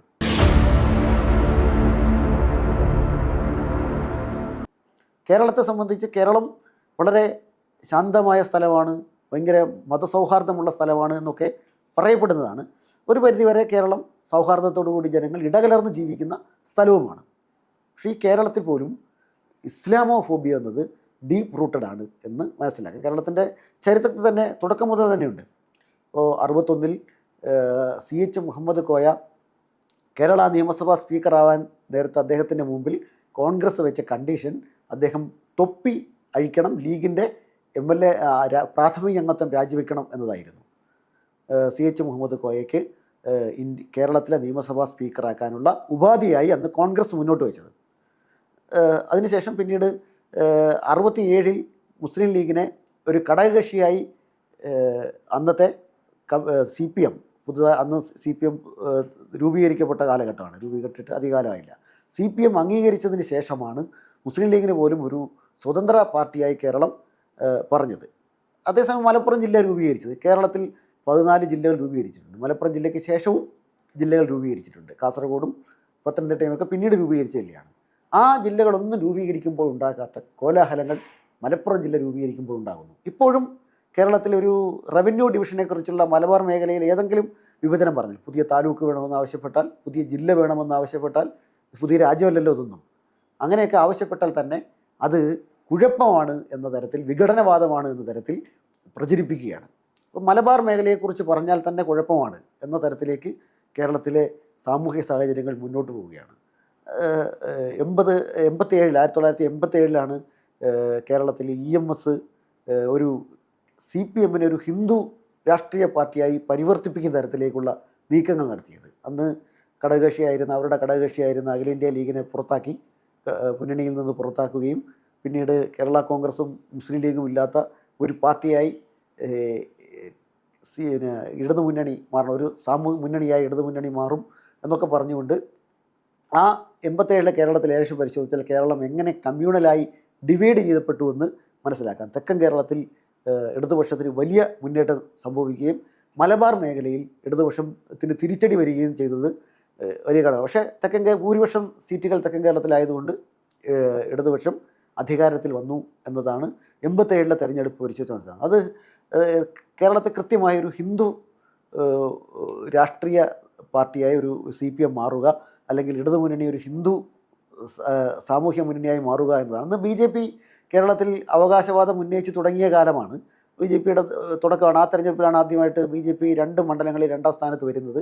പക്ഷേ ആ തെരഞ്ഞെടുപ്പിൽ തന്നെ കേരളത്തിലെ BJP ഹിന്ദു മുന്നണിയായാണ് മത്സരിച്ചത്. പക്ഷേ BJPയേക്കാൾ വലിയ ഹിന്ദു മുന്നണി തങ്ങളാണ് എന്ന മട്ടിൽ ഇടതുപക്ഷം ക്യാമ്പയിൻ നടത്തിയിരുന്നു അന്ന്. ആ ക്യാമ്പയിൻ്റെ തുടർച്ചയായിട്ട് പിന്നീട് അവർ വേറെ ചില ഘട്ടങ്ങളിൽ ഇത് അവസാനിപ്പിച്ചു. കാരണം കേരളത്തിലെ സാമൂഹിക സാഹചര്യത്തിൽ മുസ്ലിങ്ങൾക്ക് രാഷ്ട്രീയമായ പങ്കാളിത്തമുണ്ട്. ഇന്ത്യയിലെ മറ്റ് സംസ്ഥാനങ്ങളിൽ നിന്ന് വ്യത്യസ്തമായി മുസ്ലിങ്ങൾക്ക് രാഷ്ട്രീയ അധികാരവും മുസ്ലിങ്ങൾക്ക് രാഷ്ട്രീയ പങ്കാളിത്തവും സാമാന്യമായിട്ടുള്ള ഒരു സ്ഥലമാണ് കേരളം. അതേസമയം മന്ത്രിസഭകളിൽ പ്രാതിനിധ്യം കിട്ടുമെന്നൊക്കെ ചോദിച്ചാൽ അത് എപ്പോഴും ഉണ്ടാവില്ല എന്നത് വേറൊരു കാര്യമാണ്. പക്ഷെ എന്നാൽ പോലും മുസ്ലിങ്ങൾക്ക് സാമാന്യമായ രാഷ്ട്രീയ അധികാരമുള്ള ഇപ്പോൾ തന്നെ MLA-മാരുടെയൊക്കെ എണ്ണമൊക്കെ പരിശോധിച്ചാൽ ഏതാണ്ട് ജനസംഖ്യയ്ക്ക് അടുത്തൊക്കെ MLA-മാർ മുസ്ലിങ്ങൾക്കുള്ള ഒരു സാമൂഹ്യ അന്തരീക്ഷം കേരളത്തിലുണ്ട്. അതിന് ഒരുപാട് കാരണങ്ങളുണ്ട്. അതിന് ഒന്ന്, മുസ്ലിം ലീഗ് എന്ന് പറയുന്ന രാഷ്ട്രീയ പാർട്ടിയുടെ സാന്നിധ്യം വലിയ ഘടകമാണ്. അവർ മുന്നണികളുമായി എൻഗേജ് ചെയ്ത്, ആദ്യഘട്ടത്തിൽ ഒരുപാട് വിട്ടുവീഴ്ച ചെയ്യേണ്ടി വന്നെങ്കിലും മുന്നണികളുമായി എൻഗേജ് ചെയ്തത് അതിന് ഒരു കാരണമാണ്. വേറെയും ഒരുപാട് ഘടകമുണ്ട്. കേരളത്തിലെ മുസ്ലിം സംഘടനകൾ, അവർ നടത്തുന്ന സ്ഥാപനങ്ങൾ, ഇതിനെയൊക്കെ വികലമായി ചിത്രീകരിക്കുന്ന തരത്തിലേക്ക് കേരളത്തിൽ ഉള്ള സാമൂഹ്യ അന്തരീക്ഷം മാറുന്നു എന്നതാണ്. മുസ്ലിങ്ങളുടെ കൂട്ടായ്മകളെ തെറ്റായി ചിത്രീകരിക്കുക, അത് എന്തോ അപകടകരമായി ചിത്രീകരിക്കുക. മലബാറിൽ വ്യാപകമായി നടന്നിട്ടുള്ള ഒരു പ്രഭാത വ്യായാമ കൂട്ടായ്മയാണ് MEC7. ഈ MEC7-നകത്ത് ഏതെങ്കിലും ഒരു കമ്മ്യൂണിറ്റിയുടെ സന്ദേശമൊന്നുമല്ല. അതേസമയം അതിൽ കൂടുതൽ പങ്കെടുക്കുക മുസ്ലിങ്ങളാണ്. കാരണം എന്താണ്? മലപ്പുറം ജില്ലയിൽ നടന്നാൽ, കോഴിക്കോട് ജില്ലയിൽ, മലബാർ മേഖലയിൽ നടന്നാൽ കൂടുതൽ വ്യായാമം ആവശ്യമുള്ള കമ്മ്യൂണിറ്റിയും മുസ്ലിങ്ങളാണ്. കാരണം അപ്പർ മിഡിൽ ക്ലാസ് ഏറ്റവും കൂടുതലുള്ളൊരു സമൂഹമാണ് മുസ്ലിം സമൂഹം എന്നതുകൊണ്ട്, പ്രത്യേകിച്ച് ഈ പ്രവാസത്തിൻ്റെ സാമൂഹ്യമായിട്ടുള്ള മുന്നേറ്റം മുസ്ലിങ്ങളിലുണ്ട്. ആ മുന്നേറ്റത്തിൻ്റെ ഫലമായി അപ്പർ മിഡിൽ ക്ലാസ് ആകുമ്പോൾ ശരീരം അനങ്ങാത്തവരാണ്, അവർക്ക് വ്യായാമം വളരെ ആവശ്യമാണ്. അപ്പോൾ പ്രഭാത വ്യായാമ കൂട്ടായ്മകൾ ഉണ്ടാകുമ്പോൾ മലബാർ മേഖലയിൽ വിശേഷിച്ചും ജനസംഖ്യാനുപാതികമായി നോക്കിയാലും സാമൂഹ്യമായി പരിശോധിച്ചാലും മുസ്ലിങ്ങളാണ് ഉണ്ടാവുക എന്നത് സ്വാഭാവികമായിട്ടൊരു കാര്യമാണ്. ആ സ്വാഭാവിക കാര്യത്തെ ഇതൊരു അപകടകരമായിട്ടുള്ള മതരാഷ്ട്രത്തിന് വേണ്ടിയിട്ടുള്ളൊരു കൂട്ടായ്മയായി ചിത്രീകരിക്കുക, അത് ഹിന്ദുക്കളെ അടിച്ചോടിക്കാനുള്ള ഒരു കാര്യമായി ചിത്രീകരിക്കുന്നത് BJP നേതാവല്ല, കേരളത്തിലെ CPM-ൻ്റെ ഒരു ജില്ലാ സെക്രട്ടറിയാണ് അത് പറയുന്നത്. അദ്ദേഹത്തിൻ്റെ പ്രഭാഷണം എടുത്ത് പരിശോധിച്ചാൽ വളരെ അപകടകരമാണ്. മുസ്ലിങ്ങൾ അധികാരത്തിൽ വന്നാൽ ആരെയാണ് ആദ്യം അടിച്ചോടിക്കുക, ഇവിടുത്തെ ഹിന്ദുക്കളെയാണ് അടിച്ചോടിക്കുക എന്നൊക്കെ അദ്ദേഹം ചോദ്യോത്തരം പോലെ ആ പ്രഭാഷണത്തിൽ ചോദിക്കുകയും പറയുകയും ചെയ്യുന്നുണ്ട്. അപ്പോൾ ഇത്തരത്തിൽ അദ്ദേഹത്തിൻ്റെ പ്രഭാഷണം ബാക്കിൽ നിന്ന് കേട്ടാൽ, മുമ്പിൽ നിന്ന് അദ്ദേഹത്തെ കേൾക്കാതെ ശബ്ദം മാത്രം കേട്ടാൽ ഇതേതോ BJP നേതാവ് പറയുന്നു എന്നാണ് വിചാരിക്കുക. ശശികലയോ അതുപോലുള്ള ഹിന്ദുത്വവാദികൾ ആരെങ്കിലും പറയുന്നു എന്ന ഒരു വിചാരമായിരിക്കും ഉണ്ടാവുക. അത് മോഹനാണെന്ന് അറിയണമെങ്കിൽ ഫ്രണ്ടിൽ അദ്ദേഹത്തിൻ്റെ മുഖവും വെച്ചിരിക്കുന്ന ബാനറും പരിശോധിക്കുമ്പോഴാണ് തിരിച്ചറിയുക. CPM-ൻ്റെ ബാനറും പരിശോധിക്കുമ്പോഴാണ് ഇത് തിരിച്ചറിയുക. ആ നിലയിൽ CPM നേതാക്കളടക്കം വ്യാപകമായി മുസ്ലിം ഭീതി പരത്തിക്കൊണ്ടിരിക്കുകയാണ്. ഇപ്പോൾ കേരളത്തിൽ കഴിഞ്ഞ കുറച്ച് കാലമായി കേരളത്തിൽ CPM നടത്തിക്കൊണ്ടിരിക്കുന്ന ഈ പ്രചരണങ്ങൾ അതിഭീകരമാണ്. ഏറ്റവും കേരളത്തെ വിഘടിപ്പിക്കുന്ന തീരുമാനം എന്ന തരത്തിലുള്ള പ്രചരണമാണ്. ഇപ്പോൾ 2020 മെയ് ദിനത്തിൽ CITU-വിൻ്റെ സെക്രട്ടറി ആയിരുന്ന എളമരം കരീം മെയ് ദിന സന്ദേശത്തിൽ പറഞ്ഞൊരു കാര്യമുണ്ട്. മെയ് ദിന സന്ദേശത്തിൽ സാധാരണ എന്താണ്, തൊഴിലാളികളുടെ അവകാശത്തെക്കുറിച്ചും തൊഴിലാളികളുടെ മുന്നേറ്റത്തെക്കുറിച്ചും അതിൻ്റെ ചരിത്രത്തെക്കുറിച്ചുമൊക്കെയാണ് വിശകലനം ചെയ്യുകയും സമകാലിക തൊഴിലവകാശങ്ങളെക്കുറിച്ചുമാണ് സംസാരിക്കേണ്ടത്. പക്ഷേ 2020 മെയ് ദിനത്തിൽ കേരളത്തിലെ അന്നത്തെ CITU-വിൻ്റെ സെക്രട്ടറി ആയിരുന്ന എളമരം കരീമിൻ്റെ പ്രഭാഷണം എടുത്ത് ശ്രദ്ധിച്ചാൽ, കോഴിക്കോട് ടൗൺ ഹാളിലാണ് ആ പ്രഭാഷണം നടക്കുന്നത്.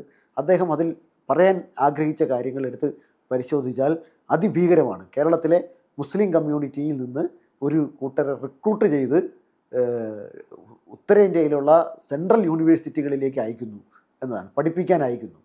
ഇദ്ദേഹം പ്രയോഗിക്കുന്ന റിക്രൂട്ട് ചെയ്യുക എന്നാണ്. ഇത് കേരളത്തിൽ ഒരു സമൂഹത്തിൽ നിന്ന് സെൻട്രൽ യൂണിവേഴ്സിറ്റികളിലേക്ക് പഠിക്കാൻ പോകുക എന്ന് പറയുന്നത് എന്തെങ്കിലും ഭീകരപ്രവർത്തനമാണോ? ഇതിനൊരു ഭീകരപ്രവർത്തനമാക്കുകയാണ്. അതുപോലെ തന്നെ മലബാർ മേഖലയിലെ വിദ്യാഭ്യാസ മുന്നേറ്റത്തിന് ഏറ്റവും പങ്കാളിത്തം വഹിച്ചിട്ടുള്ളൊരു സംഘമാണ് സെൻറ്റർ ഓഫ് CIGI എന്ന് പറയുന്ന ഒരു സ്ഥാപനം. അതൊരു ഇൻസ്റ്റിറ്റ്യൂഷനാണ്. അത് ഏതെങ്കിലും ഒരു മതസംഘടനയുടെ അല്ല, ഇനി ഏതെങ്കിലും മതസംഘടനയുടെ ആയാലും കുഴപ്പമുള്ള സ്ഥാപനമൊന്നുമല്ല. അവർ ചെയ്യുക എന്ന് പറഞ്ഞാൽ കരിയർ ഗൈഡൻസ് കൊടുക്കുക, വിദ്യാർത്ഥികൾക്ക് മോട്ടിവേഷൻ കൊടുക്കുക, കരിയർ ഗൈഡൻസ് കൊടുക്കുക. അതിനുള്ള അവസരങ്ങൾ, പ്രത്യേകിച്ച് മലബാർ മേഖലയിൽ അതിനുള്ള അവസരങ്ങളില്ലായിരുന്നു. മധ്യ തിരുവിതാംകൂറിലും തെക്കൻ കേരളത്തിലുമൊക്കെ ധാരാളം അവസരങ്ങൾ ഉണ്ടായിരുന്നു. അവരുടെ വിദ്യാഭ്യാസ മുന്നേറ്റത്തിന് അത് ഘടകമായിരുന്നു. മലബാർ മേഖലയിൽ അതില്ലാതെ വന്നപ്പോൾ രൂപീകരിക്കപ്പെട്ടിട്ടുള്ള ഇന്ത്യയിലെ ISRO-യിലെ സയൻറ്റിസ്റ്റായിരുന്ന ഡോക്ടർ അബൂബക്കർ എന്ന് പറയുന്ന ആൾ, അദ്ദേഹം റിട്ടയർഡ് ആയതിനു ശേഷം ചില സാമൂഹ്യ പ്രവർത്തകരെ കൂട്ടി രൂപീകരിക്കപ്പെട്ടിട്ടുള്ള ഒരു സ്ഥാപനമാണ് CIGI. അപ്പോൾ ഈ CIGI എന്ന് പറയുന്ന സ്ഥാപനം മലബാർ മേഖലയിൽ വലിയ പങ്കാളിത്തം, അവർ ഏതെങ്കിലും ഒരു കമ്മ്യൂണിറ്റിക്കല്ല കൊടുക്കുന്നത്, പകരം എല്ലാ മലബാർ മേഖലയിലെ ഏത് വിദ്യാർത്ഥിക്കും കരിയർ ഗൈഡൻസും മോട്ടിവേഷൻ നൽകുക എന്നാണ്. സ്വാഭാവികമായും മലബാർ മേഖലയാകുമ്പോൾ മുസ്ലിങ്ങൾക്ക് കൂടുതൽ കിട്ടും. അപ്പം അതിൻ്റെ ഭാഗമായി ഉണ്ടായ കാര്യത്തെ പോലും എളമരം കരീം വ്യാഖ്യാനിച്ചത്, ഇപ്പം P. മോഹൻ MEC7-നെ പറ്റി പറയുന്നതിന് മുമ്പ് എളമരം കരീം പറഞ്ഞത് CIGI എന്ന് പറയുന്നത് ഭീകരരെ റിക്രൂട്ട് ചെയ്യുന്ന സ്ഥാപനമാണ് എന്നാണ്. അവർ എന്താ ചെയ്യുക? ഇന്ത്യയിലെ പല സ്ഥലത്തെയും ഇന്ത്യയിലെയും വിദേശത്തെയും ഒക്കെ പയനീറായിട്ടുള്ള യൂണിവേഴ്സിറ്റികൾ തിരഞ്ഞെടുത്ത് വിദ്യാർത്ഥികൾക്ക് പോകാനുള്ള പ്രവേശന പരീക്ഷ എഴുതാനുള്ള ട്രെയിനിങ് കൊടുക്കുക, മറ്റ് വഴികൾ എത്തിച്ചു കൊടുക്കുക എന്ന രീതിയാണ് ചെയ്തത്. ഇതിനെ ഭീകരവാദത്തിലേക്കുള്ള റിക്രൂട്ട്മെൻറ്റായിട്ട് ഇളമരം കരീമിനെ പോലുള്ള ഒരാൾ പറയുന്നു എന്നത് എത്രമാത്രം അപകടമാണ്. അതാണ് ഈയിടെ മോഹനും പറഞ്ഞത്. ആ നിലയ്ക്ക് കേരളത്തിലെ സാമൂഹ്യ അന്തരീക്ഷത്തെ മാറ്റുന്നതാണ്. മലപ്പുറം ജില്ലയെപ്പറ്റി മുഖ്യമന്ത്രി നടത്തിയിട്ടുള്ള അഭിമുഖം, ആ അഭിമുഖത്തിൻ്റെ ഉത്തരവാദിത്വം മുഖ്യമന്ത്രി ഏറ്റെടുക്കുന്നില്ല. മുഖ്യമന്ത്രിയുടെ PR ഏജൻസി എന്തോ സാങ്കല്പിക PR ഏജൻസിയാണ് നടത്തിയതെന്നൊക്കെയാണ് പറയുന്നത്. അങ്ങനെ ഏജൻസി ഇല്ല. പക്ഷേ ആരോ ഒരാൾ മുഖ്യമന്ത്രിയുടെ അഭിമുഖത്തെ ഒന്ന് തിരുത്തി കൊടുക്കാൻ മാത്രം ഉള്ള ഒരു സാമൂഹ്യ സാഹചര്യം. അതിലെന്താണ്? മലപ്പുറം ജില്ല സ്വർണ്ണക്കടത്തിൻ്റെ കേന്ദ്രമാണ് എന്ന് പറയുന്നു. മലപ്പുറം ജില്ല എന്ന് പറയുന്നത് കാലിക്കറ്റ് എയർപോർട്ട് സ്ഥാപിക്കപ്പെട്ട മലപ്പുറം ജില്ലയിലാണ്. കാലിക്കറ്റ് എയർപോർട്ടിലൂടെ വന്നിറങ്ങുന്ന കേസുകൾ മലപ്പുറം ജില്ലയിൽ രജിസ്റ്റർ ചെയ്യപ്പെടുന്ന കേസുകളാണ്. പക്ഷേ മലപ്പുറം എന്ന് പറയുന്ന ഒരു പ്രയോഗത്തെ മറ്റൊരു തരത്തിലാണ് ഇവിടെ ഉപയോഗപ്പെടുന്നത്. ഇപ്പോൾ കൊല്ലം ജില്ലയിൽ ആലപ്പാട് തീരദേശത്ത് കരിമണൽ ഖനനത്തിനെതിരെ അവിടുത്തെ ജനങ്ങൾ സമരം ചെയ്തു. ആ പ്രദേശം മുസ്ലിങ്ങൾ ആരുമില്ലാത്ത, മുസ്ലിം ജനസംഖ്യ തീരെ ഇല്ലാത്തൊരു പഞ്ചായത്താണ്. അവിടെ സമരം നടത്തിയപ്പോൾ അന്നത്തെ വ്യവസായ മന്ത്രിയായ EP ജയരാജൻ പറഞ്ഞത് മലപ്പുറത്ത് നിന്ന് ആളുകൾ നടത്തുന്ന സമരമാണ് എന്നാണ്. ഈ മലപ്പുറവും ആലപ്പാടും തമ്മിൽ യാതൊരു ബന്ധവും ഭൂമിശാസ്ത്രപരമായോ സാംസ്കാരികമായോ ഇല്ലാത്തൊരു സ്ഥലമാണ്. അങ്ങനെയൊരു സ്ഥലത്ത് മലപ്പുറത്തുകാർ വന്ന് സമരം നടത്തുന്നു എന്ന് പറയുന്നത്, ചിത്രീകരിക്കുന്നത് ഈ സമരത്തെ ഒരു മുസ്ലിം എലമെൻ്റ് കടന്നുകൂടിക്കൊണ്ട് ഈ സമരം ഒരു രാജ്യവിരുദ്ധ പ്രവർത്തനം നടത്തുന്നു എന്ന തരത്തിലേക്ക് പറയാനാണ്. അതേപോലെ തന്നെയാണ് ദേശീയപാതയുമായി ബന്ധപ്പെട്ട് സമരങ്ങൾ നടത്തിയത് മുസ്ലിം തീവ്രവാദികളാണെന്ന് വിജയരാഘവൻ മിക്കവാറും അദ്ദേഹം നടത്തുന്ന പ്രസ്താവനകൾ ഒന്നുകിൽ സ്ത്രീവിരുദ്ധമായിരിക്കും, അല്ലെങ്കിൽ കടുത്ത വർഗീയ വിദ്വേഷമായിരിക്കും. അദ്ദേഹത്തിൻ്റെ നിരവധി പ്രസ്താവനകൾ എടുത്ത് കാണാൻ കഴിയും. CPM നടത്തുന്ന ഒരു പ്രസ്താവനയ്ക്ക് മറ്റൊരു പ്രശ്നം കൂടിയുണ്ട്. മുസ്ലിങ്ങൾ ഭീകരവാദികളാണെന്ന് പറയുന്ന RSS പറയുന്ന മട്ടിൽ പറയില്ല. പകരം ഏതെങ്കിലും ഒരു സംഘടനയെ പറയും. അവർ ഏതൊക്കെ സംഘടനകൾ പറഞ്ഞിട്ടുണ്ടെന്ന് പരിശോധിച്ചാൽ കേരളത്തിൽ പ്രവർത്തിക്കുന്ന ഒട്ടുമിക്ക മുസ്ലിം സംഘടനകളെക്കുറിച്ചും പറഞ്ഞിട്ടുണ്ട്. ഇപ്പോൾ സമസ്ത തീവ്രവാദികൾ സമസ്തയിൽ നുഴഞ്ഞു കയറി എന്ന് CPM പ്രസ്താവന നടത്തിയിട്ടുണ്ട്. സലഫികൾ ഭീകരവാദികളാണെന്ന് P ജയരാജൻ പ്രസ്താവന നടത്തിയിട്ടുണ്ട്. ജമാഅത്തെ ഇസ്ലാമി ഭീകര സംഘടനയാണ് എന്ന് പല സന്ദർഭത്തിൽ പ്രസ്താവന നടത്തിയിട്ടുണ്ട്. PFIക്കെതിരെ പ്രസ്താവന നടത്തിയിട്ടുണ്ട്. PDPക്കെതിരെ ഒരു ഘട്ടത്തിൽ പ്രസ്താവന നടത്തിയിട്ടുണ്ട്. അവരെ പിന്തുണയ്ക്കുന്ന ഘട്ടത്തിൽ അത് നിർത്തിവെക്കും എന്നത് ഒഴിച്ചു നിർത്തിയാൽ അവരെ ഇലക്ഷനെ ഏതെങ്കിലും തരത്തിൽ തെരഞ്ഞെടുപ്പിൽ പരാജയം നേരിട്ടാൽ അത് മുസ്ലിങ്ങളെയും മുസ്ലിം സംഘടനകളെയും തലയെ കെട്ടിവെച്ചിട്ട് അവർ നടത്തിയിട്ടുള്ള വിധ്വംസക പ്രവർത്തനമാണ് എന്ന് പറയുന്നു. കേരളത്തിൽ ഇത് പറയാനുള്ള അന്തരീക്ഷം ഒരുക്കുന്നത് മുസ്ലിങ്ങൾക്കെതിരെയുള്ള ഭയമാണ്. മുസ്ലിങ്ങൾ നടത്തിക്കൊണ്ടിരിക്കുന്ന പത്രസ്ഥാപനങ്ങളെ അവർക്ക് അതിനെതിരെയുള്ള വിദ്വേഷ പ്രചരണങ്ങൾ നടത്തുന്നു. മീഡിയ സ്ഥാപനങ്ങളെ, ഇപ്പോൾ മീഡിയ വൺ എന്ന് പറയുന്ന ചാനലിനെ ISIS ചാനൽ എന്നാണ് ഇടതുപക്ഷ മന്ത്രിസഭയിലെ ഒരു മന്ത്രി, അദ്ദേഹം മന്ത്രിയായിരിക്കെ വിശേഷിപ്പിച്ചത് എന്നത്, ഇപ്പോൾ അദ്ദേഹം മന്ത്രിയല്ല, വിശേഷിപ്പിച്ചത് അദ്ദേഹത്തിന്, എന്നിട്ടും ഒന്നും സംഭവിച്ചില്ല എന്ന് പറയുമ്പോൾ ഇതൊക്കെ നമ്മുടെ കേരളത്തിൻ്റെ സാമൂഹ്യ അന്തരീക്ഷത്തിൽ എത്രമാത്രം വിദ്വേഷപരമായിട്ടുള്ള പ്രചരണങ്ങൾ നടത്തിക്കൊണ്ടിരിക്കുന്നു എന്നതിൻ്റെ സൂചകങ്ങളാണ്. കേരളം എന്ന് പറയപ്പെടുന്നത് ഇത്തരത്തിൽ ആർക്കും എന്തും പറയാവുന്നതാണ് എന്ന ഒരു സ്ഥലമായി മാറിക്കഴിഞ്ഞിരിക്കും മുസ്ലിം കമ്മ്യൂണിറ്റിക്ക് നേരെ. വയനാടിൽ ലോക്സഭാ സീറ്റ് എന്ന് പറയുന്നത് കോൺഗ്രസിൻ്റെ ശക്തി കേന്ദ്രമാണ്. കോൺഗ്രസിൽ ഏത് സ്ഥാനാർത്ഥിക്കും വിജയിക്കാൻ കഴിയുന്ന, പ്രത്യേകിച്ച് മുസ്ലിം ലീഗിൻ്റെ കൂടി പിന്തുണയോടുകൂടി കോൺഗ്രസ് മത്സരിച്ചാൽ വിജയിക്കാൻ കഴിയുന്ന ഒരു സാമൂഹ്യ അന്തരീക്ഷമുള്ള, ഒരു രാഷ്ട്രീയ അന്തരീക്ഷമുള്ള ഒരു മണ്ഡലമാണ് വയനാട്. അവിടേക്ക് രാഹുൽ ഗാന്ധി വയനാട്ടിൽ മത്സരിക്കുന്നതിൻ്റെ രാഷ്ട്രീയം ശരിയോ തെറ്റോ എന്നുള്ളത് മറ്റൊരു കാര്യമാണ്. പക്ഷേ രാഹുൽ ഗാന്ധി മത്സരിക്കുന്നു, പ്രിയങ്ക ഗാന്ധി മത്സരിക്കുന്നു, ഇവർ വിജയിച്ചു പോകുന്നത് തീവ്ര മുസ്ലിം ശക്തികളുടെ വോട്ട് കൊണ്ടാണ് എന്ന് പ്രഖ്യാപിക്കുക. ഇത് എവിടെയാണ് ഇതിൻ്റെ എഫക്റ്റ് ഉണ്ടാവുക? വയനാടിൽ എഫക്റ്റ് ഉണ്ടാവില്ല. പക്ഷെ അതേസമയം ഇത് ഉത്തരേന്ത്യയിൽ കേരളത്തിനെതിരെയുള്ള ഹേറ്റ് പ്രചരണം എന്ന് പറഞ്ഞാൽ കേരളം ജിഹാദികളുടെ നാടാണ് എന്ന, കേരളം മിനി പാകിസ്ഥാനാണ് എന്ന തരത്തിലുള്ള പ്രചരണം നടത്തുന്നു. ആ മിനി പാകിസ്ഥാനാണ് എന്ന തരത്തിലുള്ള പ്രചരണം നടത്താൻ ഉള്ള വഴിയൊരുക്കുന്നു. ഇപ്പോൾ പാലളി മുഹമ്മദ് കുട്ടിയുടേതായി പുറത്തു വന്നിട്ടുള്ള ഒരു പ്രശ്നമുണ്ട്. അദ്ദേഹമാണോ എഴുതിയതെന്ന് അറിയില്ല. അദ്ദേഹത്തിൻ്റെ പേരിൽ വന്നൊരു ലേഖനമാണ് അത്. അദ്ദേഹം വളരെ രോഗിയായി വീട്ടിൽ വിശ്രമിക്കുന്ന ഒരു മുതിർന്ന CPM നേതാവാണ്. അദ്ദേഹത്തിൻ്റെ പേരിൽ വന്ന ലേഖനത്തിൽ പാകിസ്ഥാൻ വാദം ഉയർത്തിയത് ഏറ്റവും കൂടുതൽ മലപ്പുറം ജില്ലക്കാരാണ് എന്ന്. അത് ഇന്ത്യ രാജ്യത്ത് കടന്നുപോയിട്ടുള്ള ഒരു സാമൂഹ്യ അന്തരീക്ഷത്തെക്കുറിച്ച് യാതൊരു ബോധവും ഉണ്ടെങ്കിൽ അതൊന്നും പറയില്ല. കേരളത്തിൽ എന്തുകൊണ്ടാണ് ഇന്ത്യയിലെ മറ്റ് സംസ്ഥാനങ്ങളെക്കാൾ മുസ്ലിങ്ങൾ സാമൂഹികമായി ഉയർന്നതെന്ന് ചോദിച്ചാൽ ഇന്ത്യ വിഭജനത്തിൻ്റെ അധിക മുറിവുകൾ കേരളത്തിൽ ഏറ്റിട്ടില്ല എന്നതുകൊണ്ടാണ്. കേരളത്തിലെ മുസ്ലിം ക്രീം ഈ കേരളത്തിൽ തന്നെ നിലനിന്നു, ഇന്ത്യയിൽ തന്നെ നിലനിന്നു എന്നതുകൊണ്ടാണ്. പാകിസ്ഥാൻ വാദം എന്ന് പറയുന്നത് കേരളത്തിൽ പ്രസക്തമായ വാദമല്ല. അതേസമയം ഇന്ത്യ മൊത്തം ഉയർന്നിരുന്ന ഒരു വാദത്തെ ഒരു പങ്ക് കേരളത്തിലെ ആളുകൾ ആരെങ്കിലും ഉണ്ടായിരിക്കും. മുസ്ലിങ്ങൾ കൂടുതലുള്ള സ്ഥിതിക്ക് മലപ്പുറത്ത് നിന്നും ഉണ്ടായിരിക്കും. പക്ഷേ അതേസമയം ഇന്ത്യയിൽ ഏറ്റവും വലിയ വാദം ഉയർത്തിയത് മലപ്പുറത്താണെന്ന് വാദിക്കുക. അന്ന് മലപ്പുറം ജില്ലയില്ല എന്നത് മറ്റൊരു കാര്യമാണ്. മദ്രാസ് പ്രവിശ്യയിലാണ് അങ്ങനെ ഒരു വാദം ഉന്നയിക്കുക എന്നൊക്കെ പറഞ്ഞാൽ, അതും ഈ സാമൂഹ്യ അന്തരീക്ഷത്തിൽ ഉയർത്തുക എന്ന് പറഞ്ഞാൽ, ആ ഉയർത്തൽ എന്ന് പറയുന്നത് വളരെ കൃത്യമായി മുസ്ലിം വിരുദ്ധ അന്തരീക്ഷം ഈ രാജ്യത്ത് ഉണ്ടാക്കുക എന്നതാണ്, അതിലേക്ക് വഴിയൊരുക്കുക എന്നതാണ്. പാലാളി മുഹമ്മദ് ലേഖനം വന്നു. സ്വാഭാവികം പ്രതീക്ഷിച്ചതുപോലെ ശശികല അടക്കമുള്ള ആളുകൾ പ്രതികരിച്ച് രംഗത്ത് വന്നു കഴിഞ്ഞു. അപ്പോൾ ഇനി അത് ഉത്തരേന്ത്യയിലെ ഏതെങ്കിലും ഒരു നേതാവിൻ്റെ ഒരു പ്രസ്താവന അധികം വൈകാതെ വരും. ഇത് രാജ്യത്തെമ്പാടും പ്രചരണമായി വരും. അപ്പോൾ ആ നിലയ്ക്ക് പോകുന്നു. ഇവിടെ ഇൻ്റലക്ച്വൽ ജിഹാദ്, നാർക്കോട്ടിക് ജിഹാദ്, ലവ് ജിഹാദ്, ഇങ്ങനെയുള്ള പ്രയോഗങ്ങൾ കേരളത്തിൽ നിന്നാണ് ഇതെല്ലാം ഉത്ഭവിച്ചത് എന്നതാണ് വിരോധാഭാസം. ലവ് ജിഹാദ് എന്ന് പറയുന്ന ഒരു പ്രയോഗം തന്നെ കേരളത്തിൽ നിന്നാണ് വന്നത്. അങ്ങനെ ഉണ്ടോ എന്ന് കേരളത്തിൽ അന്വേഷിച്ചിട്ട് അങ്ങനെയൊന്നില്ല എന്ന് കേരളത്തിലെ പോലീസ് മേധാവികൾ, 14 ജില്ലാ പോലീസ് മേധാവികളും കൊടുത്ത റിപ്പോർട്ട് കോടതിയുടെ മുമ്പിലുണ്ട്. അങ്ങനെ കോടതിക്ക് കൊടുത്ത റിപ്പോർട്ടാണ് 14 ജില്ലാ പോലീസ് മേധാവികളും അങ്ങനെ ഒരു സംഭവം തന്നെ കേരളത്തിലില്ല. പക്ഷെ അതേസമയം അത് വിശ്വസിക്കുന്ന ആളുകൾ, ഇപ്പോഴും ലവ് ജിഹാദ് ഉണ്ട് എന്ന് വിശ്വസിക്കുന്ന ആളുകൾ, പ്രചരിപ്പിക്കുന്ന ആളുകൾ കേരളത്തിലുണ്ട്. പ്രത്യേകിച്ചും സീറോ മലബാർ സഭ പോലുള്ള സഭകൾ, CPM-ൻ്റെ ചില ഉത്തരവാദിത്തപ്പെട്ട നേതാക്കൾ, കേരള കോൺഗ്രസ്, മാണി ഗ്രൂപ്പ് പോലെയുള്ള പാർട്ടികളൊക്കെ ഇത് പലയിടത്തും ഉപയോഗിച്ചിട്ടുണ്ട്. അപ്പോൾ ഇത്തരം പ്രയോഗങ്ങൾ വരുമ്പോൾ, ഇപ്പം നാർക്കോട്ടിക് ജിഹാദ് എന്ന് പറഞ്ഞൊരു പ്രയോഗം ഇസ്ലാമിനെ സംബന്ധിച്ച് മയക്കുമരുന്നും മദ്യവും വർജ്യമായൊരു സാധനമാണ്. അപ്പം മയക്കുമരുന്ന് കൊടുത്ത് ഇസ്ലാമിലേക്ക് ആളെ കൂട്ടുന്ന ഒരു സംവിധാനമാണ് നാർക്കോട്ടിക് ജിഹാദ് എന്ന് ഒരു ബിഷപ്പാണ് പറയുന്നത്.